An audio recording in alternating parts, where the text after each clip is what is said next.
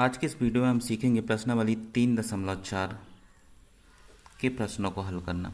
प्रश्नावली 3.3 यानी पिछले वीडियो में हमने जो किए थे वो हमने विधि लगाई थी, उसमें कौन सी प्रतिस्थापन विधि, रैखिक समीकरण को हल करने की विधि थी वो भी। यहाँ पे जो विधि है रैखिक समीकरण को हल करने की वो है विलोपन विधि। ठीक है, तो विलोपन विधि नाम से ही समझ में आ रहा होगा कि हमें क्या करना है, किसी एक पद का विलोपन करके दूसरे पद का मान निकालना है। यानी कि जो अचल राशि हैं जो हमारे पास हैं एक्स और वाई, इनमें से किसी एक का हमें करना है विलोपन। तो विलोपन के लिए हम सबसे पहले क्या करेंगे, सबसे पहले जरूरी है कि इनके गुणांक कैसे होने चाहिए, बराबर। जिस भी चर राशि का आप विलोपन कर रहे हैं उनके गुणांक सबसे पहले हमें करना है बराबर। तो इसके लिए सीधा सीधा सा आप इतना कर सकते हैं, ये हमारा समीकरण 1 है और ये हमारा समीकरण 2 है। तो जो भी समीकरण 1 में चर राशि का गुणांक हो, यदि आप x का विलोपन कर रहे हैं तो x का गुणांक यहाँ कितना दिख रहा है, 1 और यहाँ पे कितना है x का गुणांक 2। तो हम सिंपल सा क्या करेंगे, समीकरण 2 में जो x का गुणांक है उसका कर देंगे समीकरण 1 में गुणा, और जो समीकरण 1 में जो चर राशि का गुणांक x का गुणांक है उसका कर देंगे हम समीकरण 2 में गुणा। तो अब यहाँ पे जैसे ही हम गुणा करेंगे तो हम यहाँ लिखेंगे समीकरण 1 में 2 से गुणा कर। अब देखिए यहाँ पे 1 से गुणा करना है तो मतलब चीज़ें बदलेंगी नहीं, तो इसको लिखने की कोई ज़रूरत नहीं है। अब यहाँ देखिए हम गुणांक तो यहाँ बराबर कर लेंगे, अब हमें क्या करना है, विलोपन भी करना है, यानी कि उस पद को हटा देना है, एक पद बस बचना चाहिए। तो इसके लिए हम क्या करेंगे, इन समीकरण को घटाएंगे या तो जोड़ेंगे। अब चूंकि यहाँ पे दोनों पद कैसे हैं, धनात्मक, तो हमें इन समीकरणों को क्या करना पड़ेगा, घटाना पड़ेगा। तो हम समीकरण 1 में 2 से गुणा कर समीकरण 1 व 2 को क्या करेंगे, घटाने पर घटा देंगे। तो यहाँ से क्या हो जाएगा, ये हो जाएगा 2x धन 2y बराबर 10, और यहाँ तो ये 1 से गुणा हो रहा तो क्यों कहते हो बराबर 4। अब घटाना है तो ये ऋण का ये धन और ये ऋण हो जाएगा, 2x कट गया, यानी कि यहाँ पे क्या हो चुका है, x का विलोपन। अब यहाँ पे 2 और 3 कितना हो जाएगा, 5y बराबर 10 में से 4 गया तो 6, y का मान कितना मिल जाएगा हमें, 6/5। एक उत्तर तो हमारा ये हो जाएगा। ठीक, अब y का मान हम समीकरण 1 में रख देंगे, समीकरण 1 में y का मान रखने पर समीकरण 1 क्या है, x धन y यानी कि 6/5 बराबर 5। तो x बराबर कितना आ जाएगा, 5 ऋण 6/5। तो x बराबर हमें यहाँ से क्या मिलेगा, 5 आ जाएगा लघुत्तम, 5 का गुणा 5 में होगा तो कितना हो जाएगा, 25 ऋण 6, यानी कि x बराबर हमें यहाँ मिल जाएगा 19/5। ठीक है, ये हो जाएगा हमारा x का मान। यहाँ पे फाइनल उत्तर लिख देंगे, अतः x तथा y के अभीष्ट मान हमें क्या मिले हैं, x का मिला 19/5 तथा y का कितना मिला है हमें, 6/5। ये हमारा फाइनल उत्तर हो जाएगा। ठीक है, इसके बाद दूसरा जो प्रश्न दिया है इसका दूसरा, इसमें समीकरण 1 ये है और समीकरण 2 ये है। यहाँ पे देखिए हमें क्या करना है x का विलोपन करना है। तो x के विलोपन के लिए हम क्या करेंगे, समीकरण 1 का जो गुणांक है x का उससे करेंगे समीकरण 2 में गुणा, यानी कि 3 से गुणा यहाँ हो जाएगा, और यहाँ 2 है तो समीकरण 1 में कर देंगे हम 2 से गुणा। तो यहाँ लिखेंगे समीकरण 1 में 2 से तथा समीकरण 2 में 3 से गुणा कर घटाने पर। ठीक, आप जब भी x के गुणांक को बराबर करेंगे तो आपको पूरा चांस है कि आपको घटाना ही पड़ेगा। यदि आप y के गुणांक बराबर कर रहे हैं तब आपको कई बार जोड़ना पड़ सकता है, कई बार घटाना भी पड़ सकता है। ठीक है, ये देखिए जैसे यदि हम यहाँ पे y के गुणांक बराबर करते तो यहाँ हम किससे गुणा करते, 2 से गुणा करते, और यहाँ किससे गुणा करते, 4 से। ठीक है, तो ये दोनों बराबर हो जाते, और चूंकि एक धनात्मक है एक ऋणात्मक तो इनको सिंपल हम जोड़ देते बस, तो ये दोनों क्या हो जाते, कट जाते, यानी कि इनका क्या हो जाता, विलोपन। लेकिन हमने गुणांक बराबर किए हैं x के, यहाँ पे दोनों धनात्मक हैं इसलिए हमें क्या करना पड़ेगा, घटाना पड़ेगा। ठीक है, तो यहाँ गुणा करके घटा देते हैं, यहाँ गुणा करोगे कितना हो जाएगा, ये 6x धन 8y बराबर 20, और यहाँ 3 से गुणा करोगे तो कितना हो जाएगा, 6x ऋण 6y बराबर 6। अब यहाँ घटाना है तो माइनस, ये प्लस का हो जाएगा और ये वाला माइनस का रहेगा। घटा दोगे ये कट जाएगा, 8 6 14y बराबर यहाँ पे कितना आ जाएगा 14। तो y बराबर हमें कितना मिल जाएगा 1। अब इसके बाद हम क्या करेंगे, y का मान कहाँ रखेंगे, समीकरण 1 में रखने पर यहाँ पे मान रखेंगे तो समीकरण 1 क्या है हमारा, 3x धन 4y कितना है 1 बराबर 10। 3x धन 4 बराबर 10। 3x बराबर हमें कितना मिलेगा 10 ऋण 4, यानी 3x बराबर हमें मिल जाएगा 6। ठीक है, 3x बराबर 6 है तो x बराबर कितना होगा 6/3, यानी कि कितना मिल जाएगा हमें 2। तो x का मान हमें यहाँ से मिल गया 2। अतः x तथा y के अभीष्ट मान क्या हैं, x तथा y के अभीष्ट मान x का मान कितना मिला है 2 तथा y का कितना है 1 है। ठीक, ये हमारा फाइनल उत्तर हो जाएगा। फिर इसके बाद तीसरे प्रश्न में हमें ये समीकरण दिए हैं। तो पहला समीकरण हमारा क्या है, 3x ऋण 5y बराबर हो जाएगा 4, ये हो जाएगा हमारा समीकरण 1। और दूसरा समीकरण 9x ऋण 2y बराबर 7, ये हो जाएगा दूसरा समीकरण। अब हमें करना क्या है, पहले समीकरण का जो गुणांक है x का, यहाँ हम कर देंगे दूसरे समीकरण में गुणा, और जो दूसरे समीकरण में गुणांक है उसका करेंगे हम समीकरण 1 में गुणा। तो यहाँ लिख देंगे समीकरण 1 में 9 से तथा समीकरण 2 में 3 से गुणा कर घटाने पर। ठीक है, तो 9 से यहाँ गुणा करोगे कितना हो जाएगा 27x, और यहाँ पे करोगे तो 45y बराबर 36, और यहाँ 3 से गुणा करोगे तो 27x ऋण 6y बराबर 21। अब घटाना है तो माइनस, ये प्लस और ये वाला माइनस, ये तो कट जाएगा। यहाँ से 45 और धन का 6y है तो यहाँ कितना बचेगा हमारे पास -39y बराबर, यहाँ से 21 घटेगा तो कितना बचेगा हमारे पास 15। ठीक है, तो y बराबर हमें कितना मिल जाएगा 15/39 ऋण का। अब y का मान हम कहाँ रखेंगे अपने समीकरण 1 में, y का मान समीकरण 1 में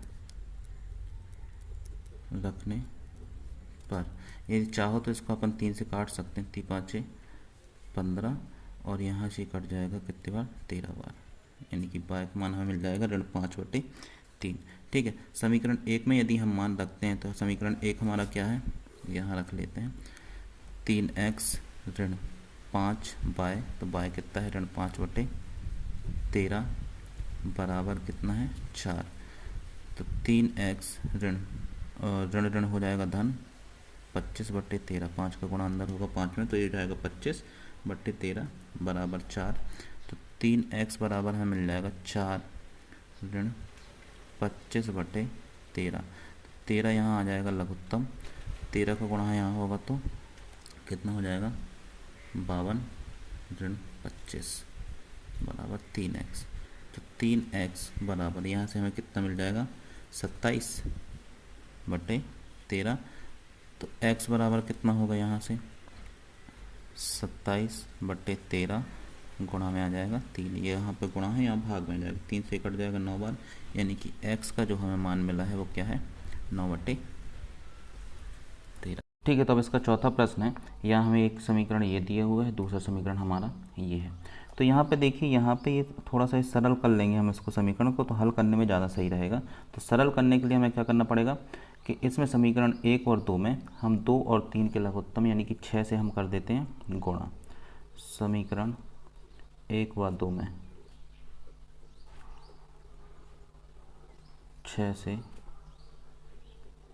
गुणा करने पर क्या हो जाएगा, यहाँ 6 से गुणा करोगे 2 से 6 कटेगा 3 बार, तो ये हो जाएगा 3x, और 3 से कटेगा 2 बार, तो 2 का गुणा होगा 2 में से 4 बाय बराबर का ऋण 6। इसको दे देते हैं हम समीकरण 3, और यहाँ पे जब गुणा करेंगे अपन तो ये कितना आएगा 6x ऋण 3 से कटेगा 2 बार, तो 2 बाय बराबर यहाँ हो जाएगा ये 18, ये हो जाएगा हमारा समीकरण 4। अब देखिए हमें गुणांक बराबर करना है, तो समीकरण 3 में, अब एक हमारा 3 है तो यहाँ हम सिर्फ 2 से गुणा कर दें तो ये 6x हो जाएगा, ये 6x पहले से, बाद में हम इसको घटा देंगे। तो हमने क्या किया, समीकरण 3 में 2 से गुणा कर 3 व 4 को घटाने पर,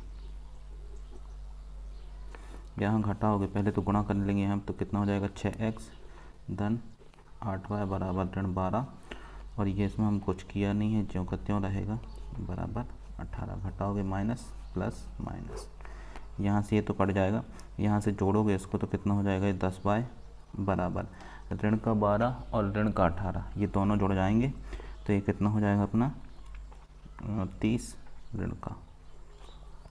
तो y बराबर हमें यहाँ से मिल जाएगा ऋण 30 बटा 10, यानी कि y का मान हमें कितना मिल जाएगा यहाँ से, ऋण का 3। अब ये जो y का मान है ये हमें कहाँ रखना है, y का मान समीकरण 1 में रखने पर, 1 में रखने पर, समीकरण 1 नहीं सॉरी 3 है हमारा, समीकरण 1 जो है वो 3 हो गया, 3 में रखेंगे।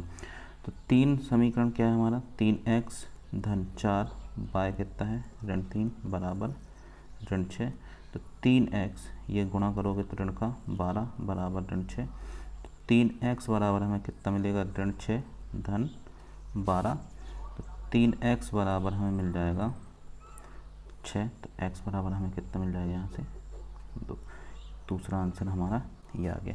तो ये आ जाएंगे हमारे x और y के मान। अब इसके बाद दूसरे का पहला जो प्रश्न है, यहाँ दूसरे प्रश्न में कुछ सवाल दिए गए हैं, यहाँ हमें समीकरण नहीं दिए गए हैं, कुछ समस्याएं लिखी हुई हैं, उनको हमें समझ के समीकरण बनाना है। 2 कंडीशन मिलेंगी अपन को यहाँ पे, पहली कंडीशन पहला समीकरण, दूसरा कंडीशन दूसरा समीकरण। तो यहाँ पे देखिए पहले सवाल में दूसरे का पहला जो है हमसे पूछा क्या गया है, यदि हम अंश में 1 जोड़ दें तथा हर में 1 घटा दें तो भिन्न 1 में बदल जाती है। यदि हर में 1 जोड़ दें तो यह 1/2 हो जाती है। और भिन्न क्या है, हमसे पूछा है भिन्न, तो हम मान के चलेंगे ये दूसरे का पहला है, माना अंश x तथा हर क्या है, y है, ठीक है। तब भिन्न क्या हो जाएगी हमारी, तब अभीष्ट भिन्न बराबर क्या हो जाएगा, x बटा y, ये हमारी भिन्न हो जाएगी। अब यदि हम इनके प्रश्न के अनुसार चलें, प्रश्नानुसार, यानी जो हमें जो शर्तें दी गई हैं, पहली शर्त में इन्होंने क्या बोला है कि अंश में 1 जोड़ दें और हर में से 1 घटा दें। अंश क्या है हमारा x, तो इसमें 1 जोड़ना है बटे हर में से हमें 1 घटाना है, तब भिन्न क्या मिल रही है हमें, 1, भिन्न 1 हो जाती है। तो यहाँ पे आप थोड़ा सा इसको और सरल कर लेंगे, 3 गुणा करोगे यहाँ पे तो x प्लस y बराबर कितना मिल जाएगा हमें, ऋण 1, यानी कि x ऋण y बराबर ऋण 1, और ये वाला इस तरफ आएगा तो ये भी ऋण 1, तो x ऋण y बराबर हमें क्या मिल गया, ऋण 2। ये हो जाएगा हमारा पहला समीकरण। अब दूसरी शर्त देखिए, दूसरी शर्त में हमसे क्या बोला गया है कि यदि हम हर में 1 जोड़ दें, सिर्फ अब हर में जोड़ रहा है तथा अंश में कुछ नहीं हो रहा, हर में बस यदि 1 जोड़ दें तो ये भिन्न काय में बदल रही है, 1/2 में, 1/2 हो जाती है। तो यहाँ से हम 3 गुणा करेंगे तो 2 का गुणा x में होगा तो ये 2x बराबर, यहाँ से y धन 1 ज्यों का त्यों 2x ऋण y बराबर 1, ये हमारा दूसरे समीकरण में हो जाएगा। अब इसको आप हल करेंगे तो x और y के मान मिलेंगे आपको, x और y के मान हमें फिर कहाँ रखना है अपनी, यहाँ पे अभीष्ट भिन्न हमें प्राप्त हो जाएगी, ठीक है। तो इसको आप हल कर लेंगे अब इसके बाद दूसरा जो है, इसमें हमसे क्या बोला गया है कि 5 वर्ष पूर्व नूरी की आयु सोनू की आयु की 3 गुनी थी, 10 वर्ष पश्चात नूरी की आयु सोनू की आयु की 2 गुनी हो जाएगी। नूरी और सोनू की आयु कितनी है, ठीक है। तो जब भी आयु वाला प्रश्न कोई भी होगा, आप हमेशा मान के चलेंगे उनकी वर्तमान आयु। तो हम यहाँ मान लेंगे कि माना नूरी की वर्तमान आयु x वर्ष तथा दूसरा कौन है, सोनू की वर्तमान आयु y वर्ष है, ठीक है। अब इतना मानने के बाद अब देखिए पहली कंडीशन हमें दी गई है 5 साल पहले में, तो यहाँ हम चलते हैं प्रश्न के अनुसार। 5 साल पहले, 5 साल पहले यदि आज नूरी x वर्ष की तो 5 साल पहले कितने की रही होगी, तो इसमें से हम क्या करेंगे 5 घटा देंगे।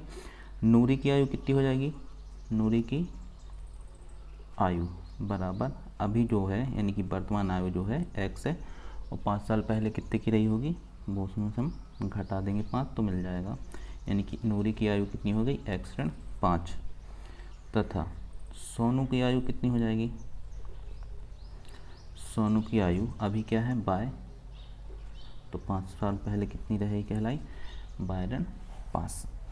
अब यहाँ पे जो कंडीशन दी गई है उसमें क्या बोला है कि जो नूरी की आयु है,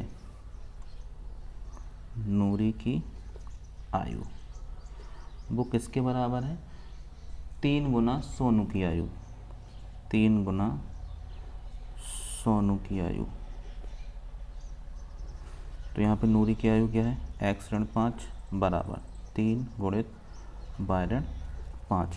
यहाँ से इसको हल करोगे तो x ऋण 5 बराबर ये 3 अंदर जाएगा तो 3 बाय ऋण 15, तो x ऋण 3 बाय बराबर हमें मिलेगा ऋण 15 धन 5, तो x ऋण 3 बाय बराबर हमें कितना मिल गया ऋण 10। ये हो जाएगा हमारा समीकरण 1। इसके बाद इनकी दूसरी शर्त इनकी कितने साल पे बात की है, 10 साल बाद, 10 साल पश्चात। तो 10 साल बाद नूरी की आयु कितनी हो जाएगी, नूरी की आयु अभी x वर्ष की है तो उसमें 10 और जुड़ जाएंगे 10 साल बाद, तो ये कितनी हो जाएगी x धन 10 वर्ष, तथा सोनू की आयु, सोनू की आयु अभी है बाय 10 और जुड़ जाएंगे तो हो जाएगी कितनी 10 धन बाय वर्ष। अब यहाँ पे जो इनने कंडीशन दी है कि 10 साल बाद नूरी की आयु सोनू की आयु की दो गुनी हो जाएगी, ठीक। तो यानी कि नूरी की आयु काय के बराबर है 2 गुना सोनू की आयु, ठीक है। तो यहाँ पे नूरी की आयु कितनी है x धन 10 बराबर 2 गुणित बाय धन 10, तो x धन 10 बराबर हो जाएगा कितना 2 बाय धन 20, तो x ऋण 2 बाय बराबर 20, ये इस तरफ आएगा तो ऋण का 10, यानी कि x ऋण 2 बाय बराबर हमें कितना मिल जाएगा 10। ये हो जाएगा हमारा समीकरण 2। अब इनको जब आप हल करेंगे समीकरण 1 और 2 से, देखिए गुणांक बराबर है, पिछले समीकरण में भी ये यहाँ हमने बनाया था जिसके समीकरण, यहाँ भी गुणांक बराबर नहीं, इसमें नहीं थे गुणांक बराबर। यहाँ पे आपको क्या करना पड़ेगा, समीकरण 1 में चाहो तो आप 2 से गुणा करके यहाँ घटाओगे तो यहाँ एक्स वाई के मान निकल आएंगे, और यहाँ पे हमें करना क्या है, समीकरण 1 और 2 में गुणांक बराबर है, सिर्फ आपको घटा देना है, इनको कुछ नहीं करना है। तो x का यहाँ से जब घटाओगे तो y का मान मिल जाएगा, y का मान फिर समीकरण 1 में रखेंगे आप, तो हमें क्या मिल जाएगा यहाँ पे x का मान, और x हमने किसको मानी है नूरी की वर्तमान आयु, और y हमने किसको माना है सोनू की वर्तमान आयु, तो ये आपको उत्तर मिल जाएंगे, ठीक है। अब इसके बाद चलते हैं अपने तीसरे प्रश्न पे। इसका जो तीसरा प्रश्न है, तो तीसरे प्रश्न में हमसे बोला गया है कि 2 अंकों की संख्याओं के अंकों का योग 9 है, 2 अंकों वाली संख्या है, अंकों का योग कितना है 9। इस संख्या का 9 गुना संख्या के अंकों को पलटने से बनी संख्या का 2 गुना है, वह संख्या ज्ञात कीजिए। तो पहले तो थोड़ी सी एक चीज़ देख लेते हैं, यदि हमारे 2 अंकों की संख्या जो है वो क्या है 35, ठीक है। तो इस 35 को हम कैसे लिखेंगे, ये 35 बना कैसे 30 धन 5 से, और थोड़ा सा और इसको देखें, यदि हम ये इकाई अंक क्या है हमारा 5, ये क्या है इकाई, और ये क्या है हमारा दहाई का अंक, ठीक है। तो इसमें यदि हम इसको 30 को और थोड़ा सा तोड़ें तो इसको क्या लिख सकते हैं हम 3 गुणित 10 धन 5, यानी कि यहाँ से यदि आप देखेंगे तो 3 अंकों की संख्या कैसे बन रही है, इकाई का अंक प्लस 10 गुणित दहाई का अंक। और यदि इसके अंक पलट दें, यानी कि अब जो इकाई का अंक है वो हो जाएगा दहाई का, और जो दहाई का है वो क्या हो जाएगा इकाई का, तब ये क्या लिखोगे इसको 5 गुणित 10 धन 3। तो संख्या का कुल मिला के फॉर्मेट जो बन रहा है 2 अंकों की संख्या का, वो क्या बन रहा है इकाई का अंक प्लस 10 गुणित दहाई का अंक। तो हमें जो यहाँ जो पहली कंडीशन दी गई है वो अंकों के साथ दी गई है, ठीक है, और 2 अंकों की संख्या इसलिए हम अंक मानेंगे। पहला अंक मान लेंगे हम x और दूसरा अंक मान लेंगे y। तो यहाँ पर मान लेते हैं, माना इकाई का अंक कितना है, x है, तथा दहाई का अंक हम मान लेते हैं y, ठीक है। तब संख्या क्या हो जाएगी हमारी, तब संख्या बराबर, संख्या कैसी बनना है, इकाई प्लस 10 गुणित दहाई। तो इकाई का अंक हमारा x है और दहाई का अंक क्या है, y।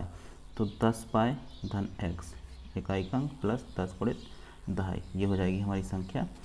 अब इसने जो पहली शर्त दी है, प्रश्नानुसार चलते हैं हम।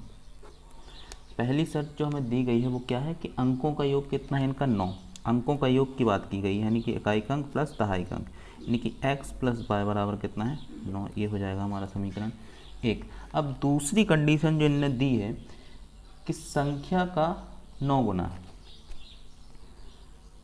संख्या का 9 गुना किसके बराबर है, संख्या का 9 गुना संख्या के अंकों को पलटने से बनी संख्या का 2 गुना है, 2 गुना अंक पलटने पर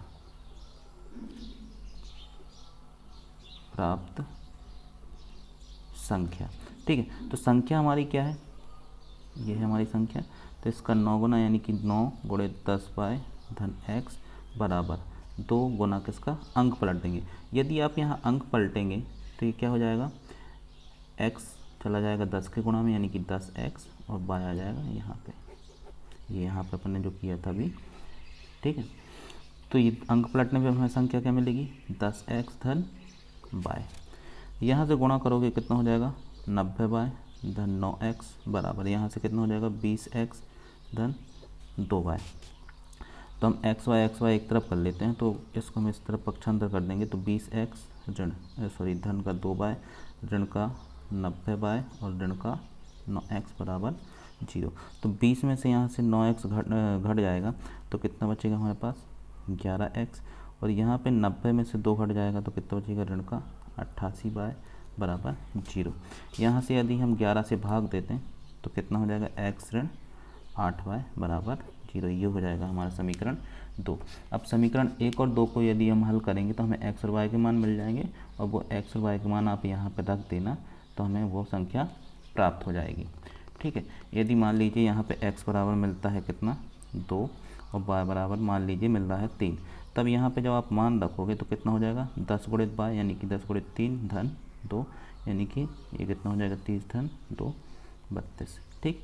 ये आंसर ये नहीं आएगा, आंसर कुछ और आएगा, नहीं पता, या हल करके देखना पड़ेगा उसको, तो आपको पता चल जाएगा। क्योंकि देखिए अंकों का योग यहाँ से कितना आ रहा है, 9, और यहाँ तो जो हमने माने हैं तो इनका अंकों का योग तो 5 ही हो रहा है। तो ये सिर्फ बता रहा हूँ, ठीक है, आप करके कमेंट करेंगे अपना आंसर। अब इसके बाद चलते हैं, हमारा अगला प्रश्न जो है चौथा इसका, इसमें इन्होंने बोला है कि मीना 2000 रुपये निकालने के लिए एक बैंक गई, उसने खजांची से 50 रुपये तथा 100 रुपये के नोट देने के लिए कहा। मीना ने कुल 25 नोट प्राप्त किए, ज्ञात कीजिए उसने कितने 50 रुपये और कितने 100 रुपये के नोट लिए, ठीक है। तो यहाँ से हमसे जो पूछा, हम मान लेते हैं कि माना 50 रुपये के नोटों की संख्या, 50 रुपये के नोटों की संख्या कितनी है, x है, तथा 100 रुपये के नोटों की संख्या क्या है, y है, ठीक। अब पहली चीज़ जो इन्होंने हमें बताई है कि टोटल पैसे उसने कितने निकाले हैं, 2000 रुपये, यानी कि जितने भी 50 के हैं नोट हैं, और संख्या में यदि हम उस 50 से गुणा कर दें, और जिस 100 रुपये के जितने भी नोट हैं उनको गुणा कर दें 100 से, तो टोटल कितना मिलना चाहिए हमें, 2000। यानी कि पहला समीकरण हमारा क्या हो जाएगा, 50x प्लस 100y बराबर 2000। क्योंकि 2000 है, कुछ नोट 50 के हैं, कुछ नोट 100 के हैं, हमें नहीं पता कितने हैं, तो उनकी संख्या हमने मानी है x, तो तो 50 में यदि हम नोटों की संख्या से गुणा कर दें तो हमें वैल्यू मिल जाएगी, और यहाँ पे 100 से अगर हम नोटों की संख्या को गुणा कर दें तो हमें ये वैल्यू पता चल जाएगी। लेकिन टोटल हमें इतना पता है कि इनकी वैल्यू टोटल कितनी है, 2000। तो ये हमारा समीकरण हो जाएगा। यहाँ चाहो तो 50 से भाग दे दो, तो 50 से भाग दोगे तो क्या 50 से यहाँ एक बार कट जाएगा, और यहाँ कितने बार, 2 बार। यहाँ पे काटोगे तो कितना, 4 और 1 0, 40 बार। ये समीकरण 1 मिल जाएगा हमें 50 से भाग देने पर। दूसरी कंडीशन जो है इनकी कि कुल नोट कितने, 25, यानी कि x के मतलब 50 रुपये के नोट प्लस 100 रुपये के नोट, टोटल नोटों की संख्या क्या है हमारी 25। ये हो जाएगा हमारा समीकरण 2। आप इनको हल करेंगे, घटाना है बस, इनको घटा के x y के मान निकालेंगे तो आपको 50 रुपये के नोटों की संख्या पता चल जाएगी, और y का मान जो निकलेगा वो क्या हो जाएगा हमारा 100 रुपये के नोट। ठीक है। अब इसके बाद इसका अंतिम प्रश्न बचा हुआ है। तो अंतिम प्रश्न हमसे कहता है कि किराए पर पुस्तक देने वाली किसी पुस्तकालय का प्रथम 3 दिनों का एक नियत किराया है तथा उसके बाद प्रत्येक अतिरिक्त दिन का अलग किराया है। सरिता ने 7 दिनों तक एक पुस्तक रखने के लिए 27 रुपये अदा किए, जबकि सूसी ने एक पुस्तक 5 दिनों तक रखने के लिए 21 रुपये अदा किए। नियत किराया तथा प्रत्येक अतिरिक्त दिन का किराया ज्ञात कीजिए। ऐसा एक प्रश्न हम कर चुके हैं पहले भी, है ना। वहाँ पे क्या था, गाड़ी वाला था, यहाँ पे पुस्तकालय वाला है। ठीक है। तो यहाँ पे हमसे पूछा है नियत किराया 3 दिन का और प्रत्येक दिन का। तो हम मान लेंगे कि माना 3 दिन का नियत किराया क्या है, x रुपये, तथा अतिरिक्त दिन का किराया कितना है, 22 रुपये है। ठीक है। क्योंकि यहाँ पे देखिए पहली लाइन में बोला है कि प्रथम 3 दिन का, तो हम 3 दिन का ही मान के, आप चाहें तो 1 दिन का भी मान, या फिर नियत किराया बस मान सकते हैं, 3 दिन का ना माने तो उस हिसाब से भी बन जाएंगे समीकरण। लेकिन यहाँ पे हमने प्रश्न में देखा कि कितने दिन का बोला था उसने, 3 दिनों का, तो अपन ने 3 दिन का ले लिया। अब इनकी पहली शर्त पे यदि आप जाएं प्रश्नानुसार, तो इनने बोला है कि सरिता ने 7 दिनों तक रखी पुस्तक, 7 दिन रखी है, और टोटल कितना दिया है 27 रुपये। तो 7 दिन रखी तो 3 दिन का तो ये फिक्स है x, ये तो 3 दिन का लग गया। अब इसमें 4 दिन और अतिरिक्त लगेगा ना, यानी कि 4 बाय बराबर कितना हो जाएगा 27। ठीक है। देखिए उन्होंने 7 दिन रखा है पुस्तक, तो 7 दिन में 3 दिन तो नियत मतलब ये फिक्स है 3 दिन का कि आपको देना है। अब शेष कितना बचा अतिरिक्त, तो अतिरिक्त हमारे पास कितने 4 दिन आ रहे हैं, अतिरिक्त का कितना है बाय। तो टोटल ये हमारा समीकरण क्या हो जाएगा, x धन 4y बराबर 27। ये हो जाएगा पहला समीकरण। दूसरा, फिर सूसी ने कितने दिन के लिए रखी पुस्तक, 5 दिन के लिए, और 21 रुपये दिए हैं। तो 3 दिन का तो फिक्स है, 3 दिन का ये लग गया। अब अतिरिक्त दिन कितने हुए, 2 हुए इसमें, यानी कि 2 बाय बराबर कितना हो जाएगा 21। ये हो जाएगा हमारा समीकरण 2। अब आप इनको हल करेंगे, और जितने भी ये समीकरण मैंने बनाए हैं सारे के सारे आप कमेंट करके बताएंगे। यहाँ पे हमारी प्रश्नावली 3.4 हो जाती है समाप्त। अब अपन करेंगे अगले वीडियो में 3.5 के प्रश्नों को।